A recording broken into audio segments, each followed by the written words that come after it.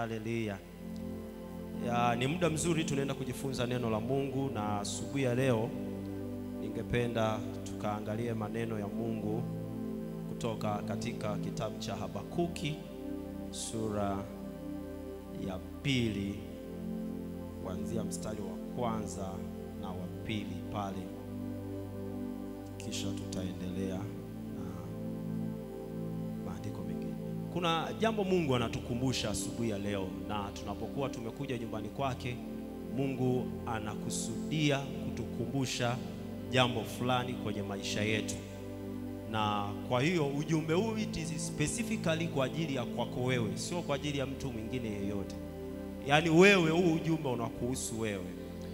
Habakuki sura ya 2 kuanzia mstari wa kwanza, Biblia inasema, mimi nitasimama katika zamu yangu, nitajiweka juu ya mnara, nitaangalia ili nione atakalo niambia na jinsi nitakavyojibu katika habari ya kulalamika kwangu. Bwana akanijibu akasema, iandike njozi ukaifanye iwe wazi sana katika vibao, ili aisomaye apate kuisoma kama maji. Maana njozi hii bado ni ya wakati ulioamriwa, inafanya haraka ili kuufikiria mwisho wake, wala haitasema uongo. Ijapo kawia, ingojee, kwa kuwa haina budi kuja, haitakawia. Mke wangu na mtoto wangu wanawasalimia, kwa sababu wanajua niko hapa na hudumu asubuhi ya leo. Habakuki anasema, mimi nitasimama katika zamu yangu. Somo letu linasema, acha kulalamika, simama katika zamu yako. Acha kulalamika, simama katika zamu yako. Habakuki sura hii ya 2 anasema, mimi nitasimama katika zamu yangu.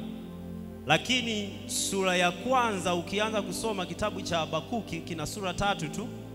Sura ya kwanza yote Habakuki analalamika. Analalamika juu ya yale mambo yanayotokea kwenye taifa lake. Analalamika juu ya maadui wanavyoshambulia taifa lake. Analalamika kwamba Mungu amenyamaza kimya wakati wao wanaonewa, na Mungu achukui hatua yoyote. Kwa hiyo kuanzia mstari wa kwanza sura ya kwanza mpaka mstari wa 17 sura ya kwanza, Habakuki analalamika.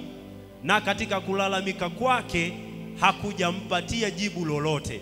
Sura ya 2 Habakuki anaamua kubadilisha mtazamo na kusema, sasa mimi nitasimama katika zamu yangu. Maanake sitalalamika tena. Nimelalamika, sioni matokeo. Nimelalamika, sioni kujibiwa. Nadhani kwamba Mungu ametuacha, sioni Mungu kama anageuka tena. Akasema, ngoje nisimame sasa katika zamu yangu. Alafu anasema, nione atakalo niambia, jinsi atakavyonijibu katika habari ya kulalamika kwangu. Aligundua kwamba ninapoendelea kulalamika, kumbe haileti majibu yoyote. Ninapoendelea kulalamika, haileti mwafaka wowote. Lakini alipoamua kusimama katika zamu yake, angalia Mungu alichokifanya. Mstari wa 2 katika sura hii, baada ya mstari wa kwanza Habakuki kusema nitasimama katika zamu yangu, mstari wa 2 Biblia inasema hivi, Bwana akanijibu akasema, iandike njozi. Kumbe Mungu alikuwa anamsubiri tu asimame katika zamu yake, ili Mungu aweze kusema naye kwa habari ya mambo anayotamani yatokee. Yaani wakati analalamika, si kana kwamba Mungu hakuwa anaona vile vinavyoendelea katika taifa, na Habakuki kama nabii alitakiwa asimame katika zamu yake na wala sio kulalamika. Jiulize, yako mambo mangapi unayalalamikia na hausimami katika nafasi yako kwenye hayo? Habakuki aliona mambo yanaenda vibaya, aliamua kuwa mlalamikaji. Aliamua kuwa mpiga kelele. Aliamua kuwa mtu anayetafuta mahali pa kuangushia, kwamba ionekane hayo yote yanatokea kwa sababu fulani hayupo kwenye nafasi yake, kwa sababu fulani hajasimama upande wangu. Lakini kumbe kilichokuwa kinahitajika ni yeye kusimama katika zamu yake, ni yeye kusimama katika nafasi yake. kuhakikisha ya kwamba yale anayoyaona hayako sawa yanabadilika kuwa kama vile anavyotarajia yawe. Alitakiwa asimame katika nafasi yake kutengeneza kile anachotaka kiwe, na sio kulalamika katika hali hiyo ambayo yeye haipendi. Asubuhi ya leo Mungu anatukumbusha tusimame katika zamu zetu na tusio walalamikaji, kwa sababu kulalamika kwetu hakuwezi kubadilisha mambo kwenye familia, hakuwezi kubadilisha mambo katika kanisa, hakuwezi kubadilisha mambo katika huduma zetu, hakuwezi kubadilisha mambo hata kwenye familia zetu. Ila kusimama katika nafasi zetu kunaweza kubadilisha mambo ambayo hatuyahitaji katika maisha yetu. Kwa hiyo ukiendelea kusoma Zaburi sura ya 73 mstari wa 14, Zaburi sura ya 73 mstari wa 14 mpaka wa 17, maandiko matakatifu yanasema, Zaburi sura ya 73 mstari wa 14 mpaka wa 17, mtunga Zaburi anasema, maana mchana kutwa nimepigwa na kuadhibiwa kila asubuhi. Maana ningalisema nitasimulia kama hayo, kumbe ningaliwadanganya kizazi cha wana wako. Nami nalifikiri jinsi ya kufahamu hayo, ikawa taabu machoni pangu. Mstari wa 17 anasema, hata nilipoingia katika patakatifu pa Mungu, nikautafakari mwisho wao. Hata nilipoingia katika patakatifu pa Mungu, nikautafakari mwisho wao. Zaburi 91 inasema, yeye aketie mahali pasiri pake Mwenyezi. Zaburi ya 91 anasema, aketie mahali pasiri pake aliye juu, atakaa katika uvuli wake Mwenyezi. Tunga Zaburi anasema mstari wa 14 pale, mstari wa 15, 16, anasema mchana kutwa amekuwa akipigwa. Anaona mapigo mchana kutwa, anaona kuadhibiwa asubuhi. Anatamani kusema na kusimulia hayo mapigo na hizo adhabu anazokutana nazo za mambo mabaya, lakini alichukua uamuzi mmoja, akasema, hata nilipoingia katika patakatifu pa Mungu, nikautafakari mwisho wao. Kumbe tunatafakari mwisho wa mabaya patakatifu pa Mungu. Na mtunga Zaburi 91 anasema, aketie mahali pa juu pake Mwenyezi. Manake anayekaa, who dwells in his presence, anayeketi katika uwepo wake, ataona uvuli wake Mwenyezi. Anaposema uvuli, it means coverage of God. Mungu kufunika, Mungu kuprotect, Mungu kuwa upande wa huyo anayeketi katika uwepo wake yeye Mwenyezi.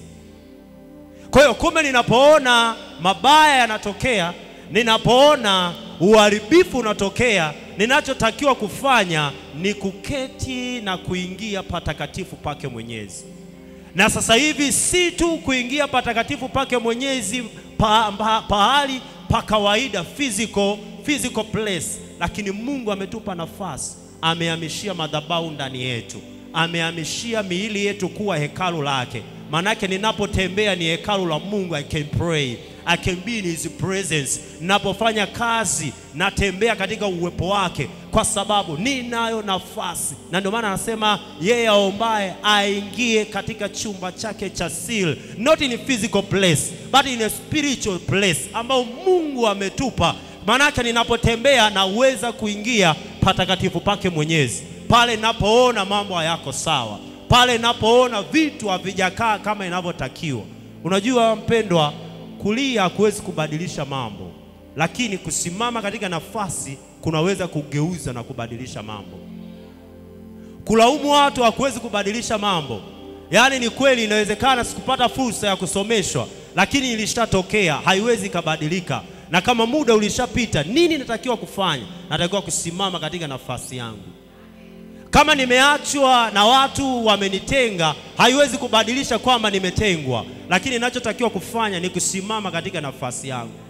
Ninaweza nikalalamika watoto wamekuwa changamoto, ndoa imekuwa na matatizo, lakini haiwezi kubadilisha ukweli ya kwamba matatizo yapo, ila kusimama katika nafasi zetu kunaweza kubadilisha hiyo hali iliyokuwepo.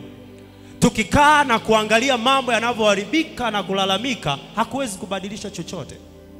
Shule imekuwa ngumu, huduma imekuwa ngumu, ni kweli imekuwa ngumu, ni kweli mambo yamekuwa magumu. Je, nachukua hatua gani?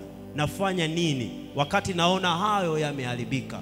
Ukisoma kitabu cha Nehemia na kitabu cha Ezra, baada ya Israeli mambo kuwa hayako sawa, ukuta wa Yerusalemu umebomolewa, hekalu la Bwana limeharibika, walichokifanya Nehemia na Ezra ni kusimama katika nafasi zao, kurudi Yerusalemu kuhakikisha hekalu linajengwa, kuhakikisha ukuta wa Yerusalemu unajengwa. Hawakukaa, kumbuka walikuwa katika nchi ya uhamisho ya utumwa, lakini hawakukaa katika hali ya utumwa ingali nyumbani kwao kumeharibika. Walisema tutachukua hatua.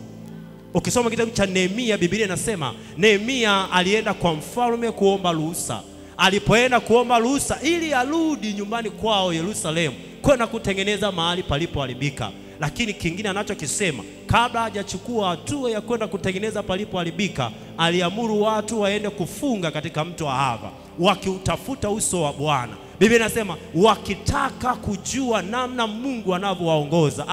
Kumbe ninapogundua mambo yameharibika, kabla sijachukua hatua, natakiwa niende mbele za Bwana kutaka kujua namna gani naweza kutenda katika hii hali iliyoharibika ili iweze kuwa sawa. Natakiwa nichukue hatua ya kurudi nyumbani mwa Mungu ili kuomba msaada na kutaka namna ya kunisaidia, nijue namna ya kutoka. Tunaweza tukatumia uwezo wa kitaaluma kutatua changamoto na zisitatuliwe.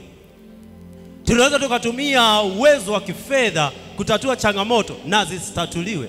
Lakini tukitumia uwezo wa Mungu, tukitumia nafasi na nguvu ya Mungu, tunao uwezo kusababisha hizo fedha kuleta matokeo. Tunao uwezo kusababisha hiyo taaluma kuleta matokeo. Tunaweza kusababisha huo umaarufu kuleta matokeo kama uwepo wa Mungu katikati yetu. Na ndio maana hakuna kitu ambacho Musa alikitaka kwa Mungu isipokuwa uwepo wake. Sikia, Musa amelelewa katika jumba la kifalme la Farao. Anajua taratibu za kijeshi, anajua taratibu za kiuongozi, anajua namna ya kuongoza watu. Kumbuka, miaka yote tangu akiwa mdogo yuko ndani ya nyumba ya Farao. Anaona namna Farao anavyoamua mambo. Anaona namna Farao anavyoenda vitani kupigana na kushinda. Anaona hekima na watu wanavyofanya. Lakini wakati anatakiwa watoe wana wa Israeli, alichokitaka si ujuzi wa uongozi, si uwezo wa kiuaskari, lakini alimwambia Mungu, uwepo wako usipoenda pamoja na sisi, usituchukue kutoka hapa. Kwa sababu alijua uwezo wa kijeshi aliokuwa nao, uwezo wa kiuongozi alioupata kwa Farao, hautaweza kuleta matokeo kama huyu Mungu aliyewaambia watoke waende kwenye nchi ya ahadi hata kuwa pamoja na wao. Aliamua kusimama katika nafasi yake kuhakikisha ya kwamba namuendea Mungu ili aweze kuwa pamoja na mimi. My dear brothers and sisters, future zetu zinaamliwa na sisi kusimama katika nafasi zetu. Umri tulio nao inawezekana ukawa ni mdogo sana, lakini tukisubiri kwamba atatokea mtu asimame katika nafasi zetu, my God, tunapoteza future zetu. Tunatakiwa tusimame katika nafasi zetu, ndipo Mungu alete watu wa kusapoti maono yetu. Tunatakiwa tusimame katika nafasi zetu, ndipo Mungu atume msaada katika kufanikisha yale yaliyoko katika fahamu zetu. Tukikaa na Mungu anakaa, anasubiri. Unajua wana wa Israeli waliambiwa watakaa utumwani miaka 400, lakini walikaa miaka 430 mpaka siku walipolia mbele za Bwana, ndipo Bwana akatuma mtu. Maana yake walipogundua ya kwamba tunatakiwa sasa, imetosha kukaa katika hii hali, ndipo Mungu alipotuma mtu, Musa, atoke Midian katika kuchunga kundi la mkwe wake, arudi kuwatoa hao watu. Kwa hiyo unaweza ukakaa ukiona hiyo hali, kama hutaki kutoka, hutaona msaada ukikuijia mpaka pale utakapochukua hatua ya kwamba nataka kutoka kwenye hii hali.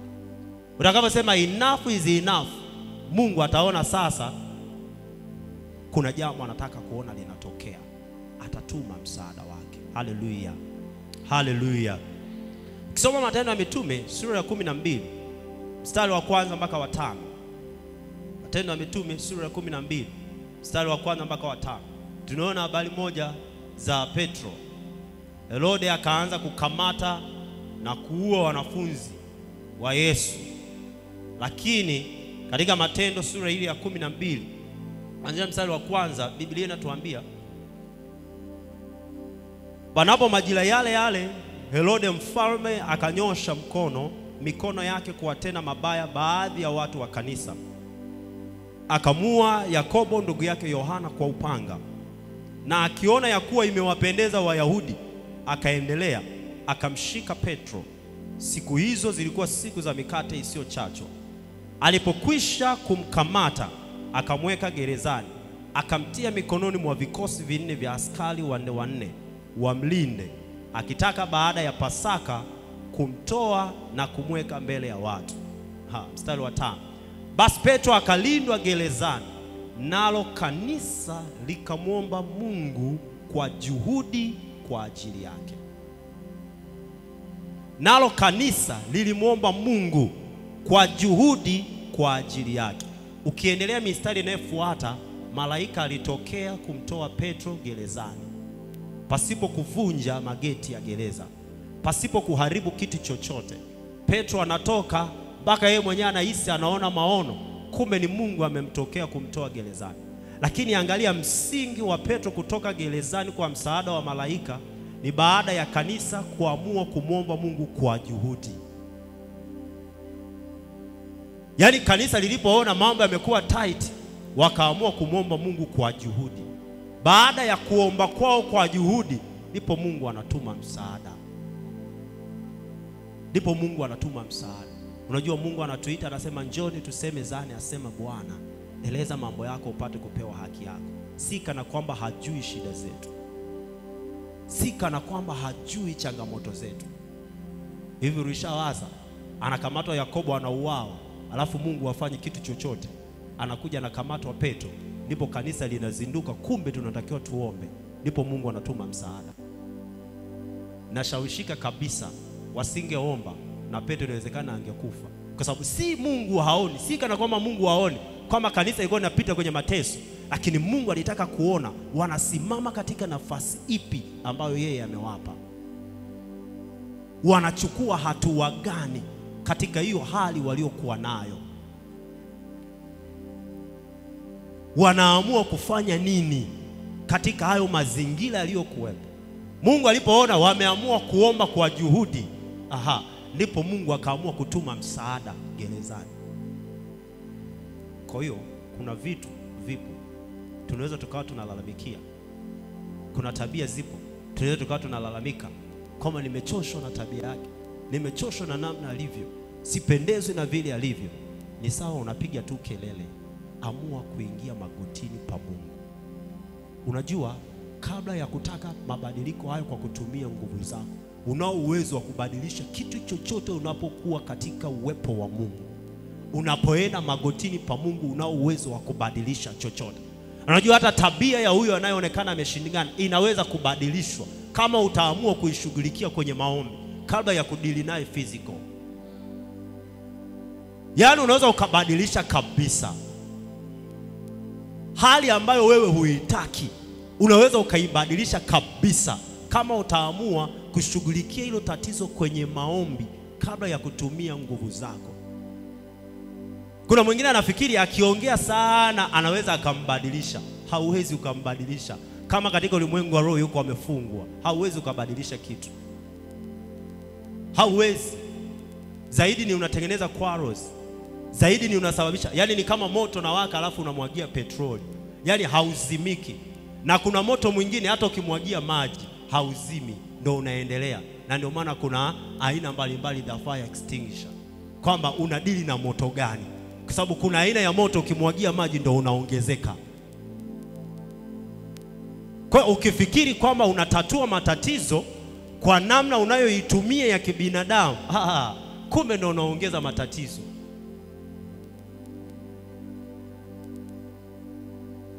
Hakuna kitu kisichoweza kubadilika kama kitapelekwa mbele za Mungu. Hakuna kisichoweza kubadilika. It is a matter of time.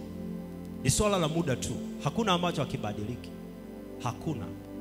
Hata hali tulizo nazo sio kwamba hazibadiliki. Sio kwamba Mungu hashughuliki nazo. Ni swala la muda. Mungu anaenda na sisi taratibu katika kutubadilisha, katika kututengeneza. Na ndio maana siku zote anatutaka tuje kwake. Siku zote anatuita. Siku zote anasubiri kutuona tumekaa uweponi mwake. Kwa nini? Kadri tunavyoendelea kumsogelea ndivyo anavyoendelea kutubadilisha. Kadri tunavyoendelea kumsogelea, unajua kadri unavyoendelea kuwa karibu na Mungu ndivyo unavyojiona vile ambavyo unapaswa kubadilika. Kadri unavyokuwa mbali na Mungu hauoni kama una changamoto, lakini unapojitoa kumsogelea Mungu ndipo unapoona kuna hiki kinatakiwa kibadilike, Mungu nisaidie, anakubadilisha. Kuna hiki kinatakiwa kibadilike, Mungu nisaidie, anakubadilisha. Kuna hiki kinatakiwa kibadilike, Mungu nisaidie, anakubadilisha. Tunatakiwa tuendelee kusogea uweponi mwa Mungu. Namna pekee ya kusimama katika zamu zetu ni kuamua kujitoa kuomba.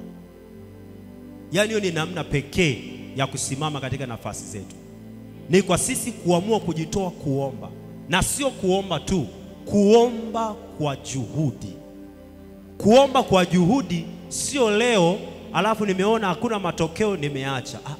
Kuomba kwa juhudi ni aliomba Hana, anataka mtoto. Kila mwaka anaenda Shilo, hitaji ni mtoto. Kila mwaka anaenda Shilo, na anaenda Shilo anabeba sadaka, anaenda Shilo anabeba dhabihu, anaenda Shilo anatoa. Hata kama bado akirudi Penina anaongea, lakini Hana bado anaenda Shilo amebeba sadaka. Hata akirudi Hana Penina bado anaongea. Hana ikifika muda wa kwenda mbele za Bwana, anaendelea kwenda mbele za Bwana mpaka Bwana alipoona hitaji lake. Elia aliyesema mvua isinyeshe, lakini wakati anataka mvua inyeshe, wakati wote alikuwa yuko magotini. Anatuma mtumishi, kaangalie kuna nini, hamna kitu, anaendelea kuomba. Kaangalie kuna nini, hamna kitu, anaendelea kuomba. Wakati ambapo hatuoni kitu chochote kinatokea, ndipo tunapotakiwa tuendelee kuomba kwa juhudi, kwa sababu kadri tunavyoomba ndipo tunavuta na kuleta kile tunachokitaka kitokee. Wakati vitu havitokei sio wakati wa kukaa na kurelax, kwa sababu hali haiko sawa, basi namwachia Mungu, na Mungu amekuachia wewe. Yaani wewe ukisema unamwachia Mungu, Mungu na yeye anakuachia wewe, kwa sababu ametupa mamlaka yote na ametupa nafasi. Na ndio maana pazia la hekalu lilipasuka ili kila mmoja awe na nafasi ya kupaingia patakatifu pa patakatifu yeye mwenyewe. Katika Ufunuo anasema ametufanya sisi kuwa ukuhani na wafalme. Maana we have access to enter into his presence, into the holy of holies. Hakuna tena kizuizi. Maana natakiwa niende. Kazi ya kuhani ilikuwa ni kupeleka dhabihu, ni kupeleka maombi, ni kupeleka mahitaji. Na sisi tumefanywa kuwa makuhani katika falme wa Mungu na kanisa lake. Tunatakiwa tuendelee kuomba. Yaani wakati hatuoni vitu vinatokea, tunatakiwa tuombe. Kuna nyakati haujisikii kuomba, na wala hata ukiomba hauenjoy, endelea kuomba. Endelea kuomba. Napendelea kusema dakika 10 za anayeomba kila siku zina maana sana kuliko asiyeomba kabisa. Unapoendelea kuomba unatengeneza kitu kinatokea. Tuache kutumia nguvu nyingi, maneno mengi. Tuamue kutumia maneno hayo katika uwepo wa Mungu, kumuhitaji Bwana. Biblia inasema mtakeni Bwana na nguvu zake. Tumtake Bwana. Tukimtaka Bwana atatengeneza mambo yetu, atayanyoosha mapito yetu. Mapito yako unayapeleka wapi? Mapito yetu tunatakiwa tuyapeleke kwa Bwana, atayanyoosha mapito yetu. Sijui unapita wapi, sijui una changamoto gani, sijui una shida gani, lakini Mungu anatutaka twende uweponi mwake. Tujifunze kwa Habakuki, tuache kulalamika, twende kwenye uwepo wake, twende magotini pake. Kuna mtu hana hata uelekeo wa maisha, hajui kwa nini yupo, lakini bado hataki kuomba. Namna pekee ya kujua kusudi lako ni magotini pa Bwana. Yaani ndo anao uwezo wa kukupa ramani ya wewe ni nani.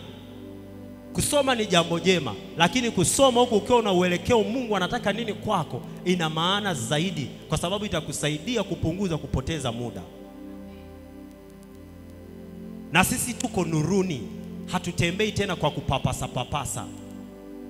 Tunatakiwa tutembee tukiwa na uhakika, na huo uhakika tunaupata kwenye maombi, kwenye uwepo wa Mungu. Kuna mtu sasa hivi ana relax, nasubiri nikishaoa ndio nitakuwa serious na mambo ya Mungu. Hujasoma maandiko vizuri. Katika kitabu cha Wakorintho wa kwanza Biblia inasema yeye aliyeoa hujishughulisha namna gani ampendeze mke wake, na yeye asiyeolewa hujishughulisha namna gani ampendeze mume wake. Lakini asiyeolewa na asiyeoa wanajishughulisha kumpendeza Bwana.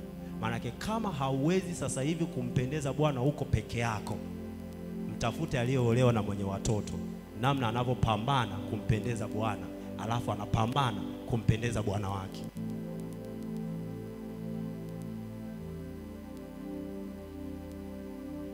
Kwa hiyo kama usipotumia muda wako vizuri sasa hivi, eti nikiwa na familia, muulize mama Mwakabenga na watoto wake. Unataka kuomba kama kudandia huko. Unataka kufanyaje ukigusa joto limepanda. Sijui. Bwana Yesu asifiwe.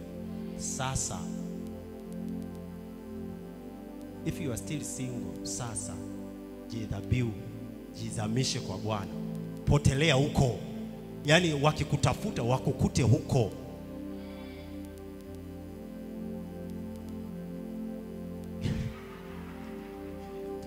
Kabisa. Yaani tunataka tupotelee huko. Yaani kama mifungo, yaani wewe funga tu. Mwili unajua hauna shukrani eti. Hauna shukrani. Haujawahi kuridhika.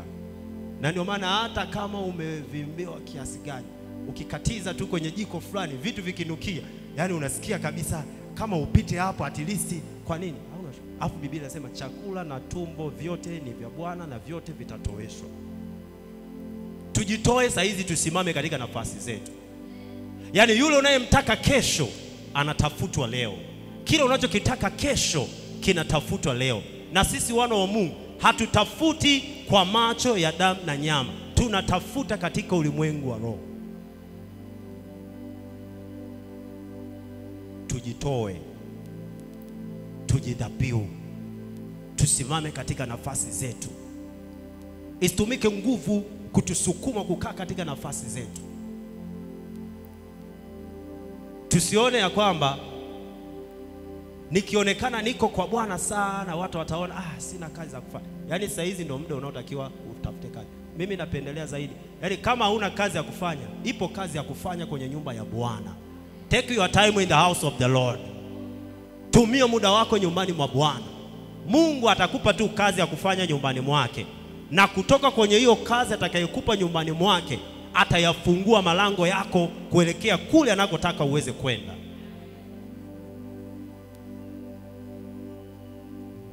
Sina nauli ya kuja kanisani, ile na nauli ya bando. Unaharibu future yako. Unaharibu future yako na ya watoto wako na ya uzao wako. Wewe ndio unatengeneza saizi. Yaani yule ambaye yuko kwenye kichwa chako, my God, why am I saying this? Yule aliyoko kwenye kichwa chako unayetaka awe, anatakiwa atafutwe mbele za Bwana sasa.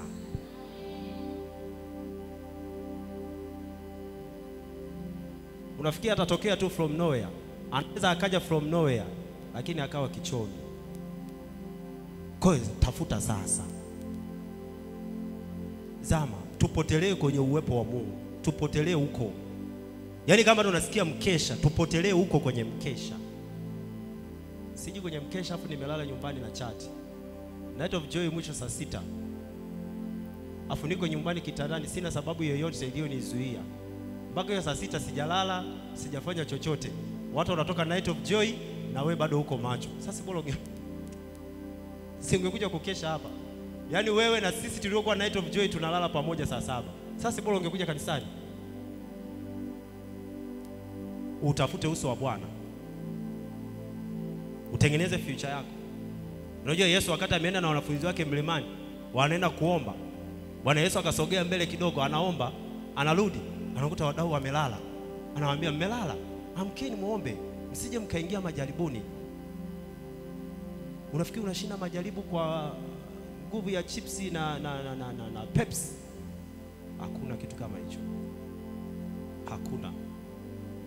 Struggle tunazo na kila siku, na ndio maana katika Ufunuo nasema mtakatifu na azidi kujitakasa. It means a progressive process. Kila siku tukiamka, Bwana nifanye kuwa mpya, Bwana nifanye kuwa safi, Bwana endelea kunitengeneza. Kile ninapotokea fursa kukaa uweponi mwa Bwana, Bwana nimesogea mbele zako, ndivyo naendelea kutakasika. Biblia inasema atakayevumilia mpaka mwisho ndiye atakayeokoka. Naendelea kutengenezwa ili Bwana akija anikute kuwa chombo kilicho kisafi, kwa sababu niko katika ulimwengu uliojaa kila aina ya uchafu. Maana yake muda wote na saa yoyote ni kama aliyevaa vazi jeupe, ana uwezo wa kuchafuka muda wowote anapopita mahali popote, na ndio maana anatakiwa awe makini.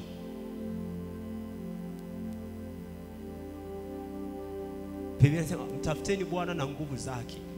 Hatafuti Bwana kwa kukaa na kurelax. Bwana anatafuta kwa kutoa muda. Baba huwa anasema gharama ya uwepo wa Mungu ni muda, na lengo la uwepo wa Mungu ni kutubadilisha. Kwa wana wa Mungu, tusimame katika nafasi zetu tunapotaka vitu vibadilike. Kama haujui nini cha kufanya, amua kukaa kwenye uwepo wa Mungu. Kama hauna uelekeo, amua kukaa kwenye uwepo wa Mungu. Kama hujui wapi unaenda, inawezekana mpaka saa hizi yani hata hujui yani unaelekea wapi. Mtu akikuuliza 5 years from today utakuwa wapi, unafanya nini, hujui. Potelea kwenye uwepo wa Mungu akupe mwelekeo. Acha kuuliza tu watu, hivi mimi mnaniona nikifanya nini naweza nikatoboa? I say tutakushauri sana ufanye nini uweze kutoboa, lakini ramani yako anayo Mungu mikononi mwake. Ndio maana anasema ametuchora kwenye vitanga vya mikono yake. Maana yake muda wote anatutazama. Hapo akitutazama anaona tunazurura tu. Yaani anaona tunazurura tu. Ushawahi ku request boat? Unaangalia kwenye boat, unaona jamaa mbona anatakiwa apite hii barabara, alafu anazurura tu. Mara amepita huku, mara amepita huku, mara amepita huku. Kwa nini? Anatakiwa apite njia fulani anifikie mimi kwa haraka. Mungu anatuangalia kwenye kitanga chake. Anatukuta tunazurura tu. Tunazurura tu. Inafika wakati tunafanya kila kinachokuja mbele yetu kwa sababu hatuna uhakika na vile tunavyofanya. Na tunakosa uhakika wa hivyo tunavyovifanya kwa sababu hatujavipata kwenye uelekeo na uwepo wa Mungu. Tuamue kusimama katika zamu zetu, na tutaona Mungu anapotusaidia. Yale yanayotokea nyumbani, ulishatumia akili, kama ni kuita watu ulishaita watu sana, kama ni vikao mlishakaa sana, kama ni mazungumzo mlishazungumza sana. Amua kupeleka hiyo kesi uweponi mwa Mungu. Mungu ataibadilisha. Mungu ataleta majibu. Huyo unayetaka abadilike, koma naye kwenye maombi. Mpeleke mbele za Bwana. Mwambie Mungu, huyo anataka abadilike. Awe vile ninavyotaka, awe vile ambavyo neno lako linataka. Tupotelee. Tukiendelea kulalamika, hatutaona mabadiliko. Hatutaona matokeo. Hatutakuwa na tofauti na watu wengine wa dunia ambao wanapopatwa na matatizo huishia kulalamika na kupiga kelele. Mungu ametupa nafasi. Anasema njoni tusemezane. Ametupa nafasi ya kwenda barazani pake. Ametupa nafasi ya kukaa uweponi mwake. Ametupa nafasi ya kuzungumza na yeye ili atupe mwelekeo namna gani tunapaswa kwenda, ili atupe mwelekeo. Daudi katika Zaburi ya 121 anasema nitayainua macho yangu nitazame milima, msaada wangu utatoka wapi? Msaada wangu katika Bwana.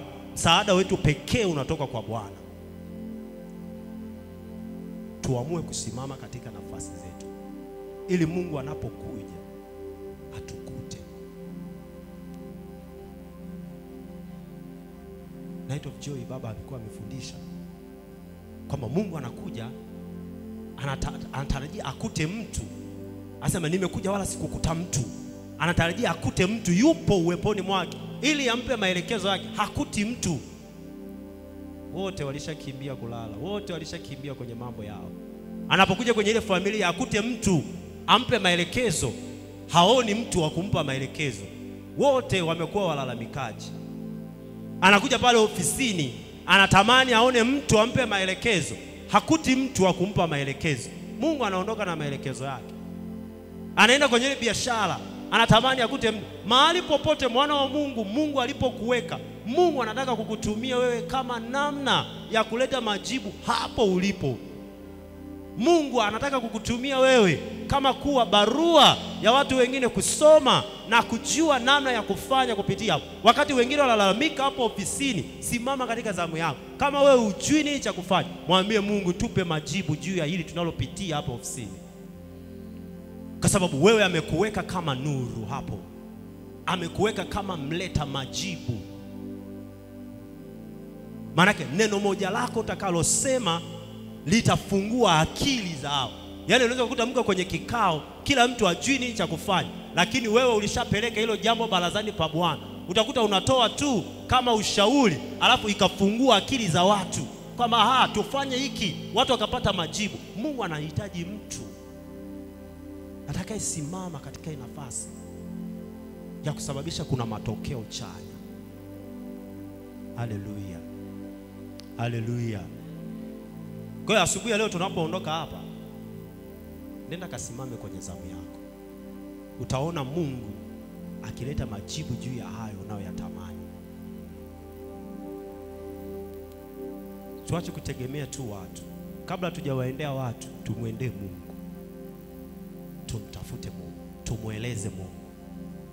Ramani za maisha yetu aliyetuumba anajua. Ndio maana ukinunua simu mle ndani unakutana na karatasi ndefu ina maelekezo namna gani hicho kifaa kinatakiwa kitumike, na ukikitumia tofauti na hivyo kitaharibika kwa haraka. Mungu ana maelekezo yote ya namna sisi tunatakiwa tufanye kazi. Kwa hiyo tunatakiwa turudi ili tusome kwake maelekezo ya kifaa mimi namna natakiwa kutumika ili nilete matokeo. La sivyo tajikuta natumika tofauti na nilivyokusudiwa, matokeo yake uharibifu utatokea, au sitaleta matokeo yaliyokusudiwa kwenye matumizi ya mimi ambayo Mungu alikusudia. Haleluya. Haleluya. Tujitoe kuomba. Tujitoe kwenye nafasi zetu. Tumtafute Mungu kwa bidii na kwa juhudi. Tuko katika nyakati ambazo changamoto ni nyingi sana, lakini tunao uwezo wa kupata majibu tutakaposimama kwenye zamu zetu, tutakapojitoa. Haleluya. Haleluya. Kanisa linakuhitaji, familia inakuhitaji, kazi inakuhitaji. Simama katika zamu yako. Simama katika nafasi yako. Simama katika kusudi ambalo Mungu amekupa ili uweze kuleta mabadiliko. Kwa sababu Mungu anatujua vema, ila Mungu anatusubiri. Tunachukua hatua gani? Mungu anasubiri umechukua uamuzi gani ili matokeo yaweze kutokea kwenye maisha yako. Haleluya. Haleluya. Naweza kumshangilia Bwana Yesu kwa makofi.